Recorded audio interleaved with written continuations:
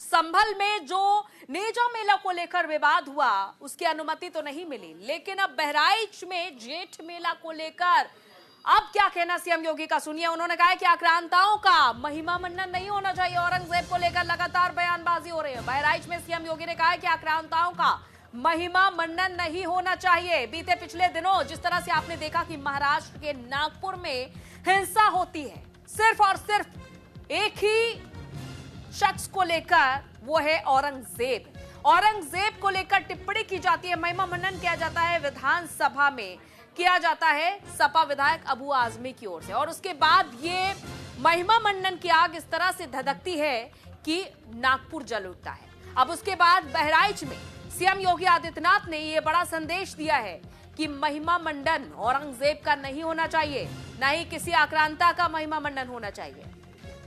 तो आपको बताते चले कि बहराइच में जेठ मेला को लेकर भी तलवार लटकी हुई। अब आगे देखना होगा कि फैसला क्या लिया जाता है, क्योंकि इससे पहले संभल में भी नेजा मेला पर रोक लगाने की बात सामने आई थी। उस पर प्रशासन ने साफ तौर पर ये खुलेआम कहा था कि जो भी महिमा मंडन करेगा लुटेरों और हत्यारों का, उसे राष्ट्र विरोधी करार दिया जाएगा। महापुरुषों के प्रति श्रद्धा और सम्मान का भाव हर नागरिक का दायित्व होना चाहिए और स्थितियों में किसी भी आक्रांता को महिमा मंडन नहीं करना चाहिए।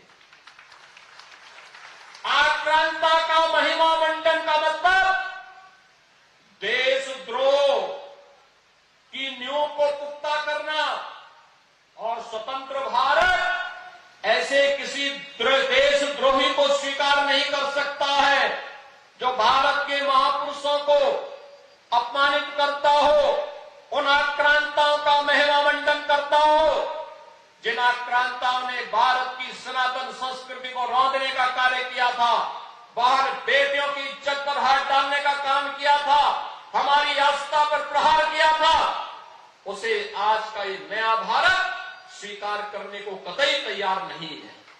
और इसीलिए मैं आपके कहने के लिए आया हूं, विकास की गाथा तभी आगे बढ़ सकती है जब हम अपनी विरासत को पूरे गौरव के साथ आगे बढ़ाने का काम कर रहे हैं।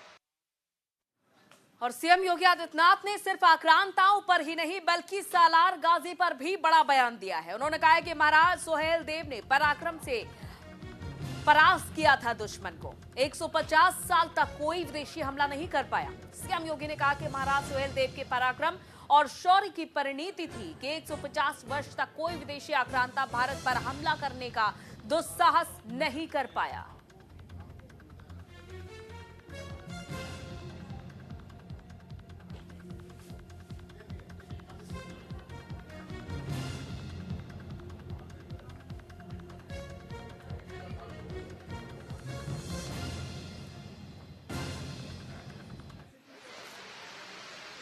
कहते हैं महर्षि बालार्क का एक विश्व प्रसिद्ध आश्रम इसी बहराइच जनपद में था और बहराइच की पहचान और नाम उन्हीं बालार्क ऋषि के नाम पर आगे चला था। और ये बहराइच वही ऐतिहासिक भूमि है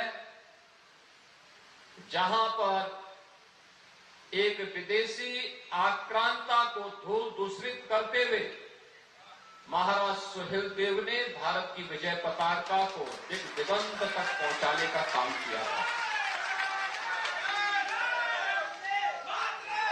महाराज सुहेल देव का शौर्य और पराक्रम इस स्तर का था, उन्होंने विदेशी आक्रांताओं के साथ जो शौर्य और पराक्रम का परिचय दिया था, उसी की परिणति थी कि 150 वर्षों तक कोई विदेशी आक्रांता भारत पर हमला करने की कोई दुस्साहस नहीं कर पाया था। बहनों और भाइयों, ऐसी पावन धरा को जो ऋषि बालार्क की साधना से पवित्र हुई हो, जिस पावन धरा को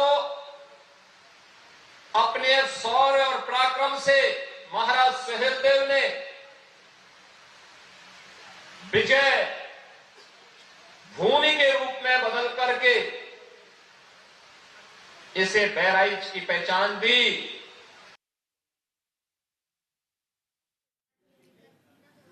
तो खबरों का सिलसिला